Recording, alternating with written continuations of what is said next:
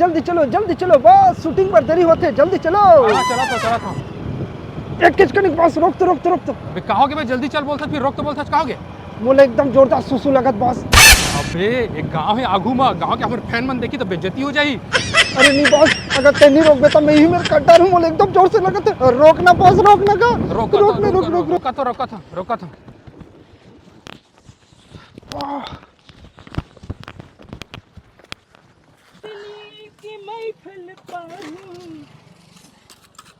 जमा इटल बने। हाँ। अरे ये तो आनंद मानिकपुरी भैया कस दिखा थे। चलो भाई सेल्फी खींच। हाँ, चल। भैया एक सेल्फी। हाँ यार बिल्कुल लेने यार।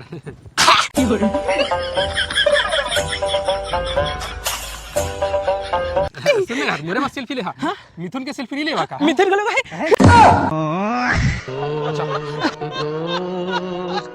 भैया एक सेल्फी। ये देखना भैया। भैया ये देख।